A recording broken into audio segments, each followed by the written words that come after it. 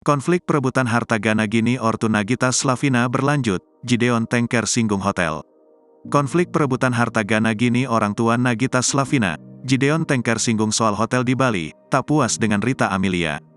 Polemik perebutan harta Gana Gini Gideon Tengker dan Rieta Amelia belum berakhir. Kuasa hukum Gideon Tengker menegaskan harta Gana Gini yang diperoleh kliennya dan Rieta Amelia selama menikah harus dibagi. Dikutip dari YouTube Cumi-Cumi, Rabu, tanggal 1 Maret tahun 2023, kuasa hukum Gideon Tengker, Erles Rareral meminta harta yang diperoleh kliennya saat bersama Rieta Amelia dibagi. Mengenai harta bersama itu, harta yang didapat saat menikah sampai adanya putusan cerai, itu akan dibagi, ucap Erles Rareral. Erles Rareral sempat menyinggung soal harta bawaan dan harta Gana Gini yang dalam permasalahan Gideon Tengker dan Rieta Amelia. Kalau harta bawaan tidak masuk dalam harta Gana Gini, yang namanya harta bersama adalah harta yang didapatkan saat bersama itu wajib hukumnya dibagi, sambungnya.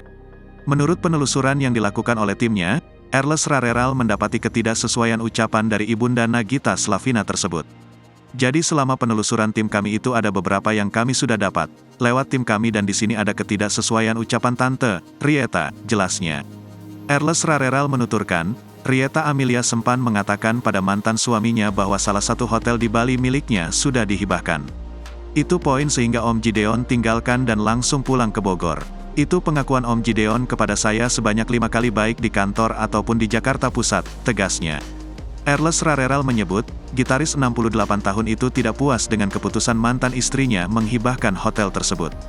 Gideon Tengker mengaku dirinya tak diajak berbicara mengenai keputusan tersebut. Katanya, saya, Gideon, tidak puas hotel di Bali itu sudah dihibahkan tanpa pengetahuannya, imbuh Erles Rareral.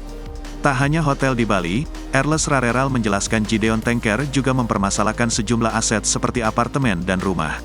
Kalau penelusuran kami ada beber paya, ada apartemen di SCBD, ada rumah di Tebet, ada rumah produksi, pungkas Erles Rareral.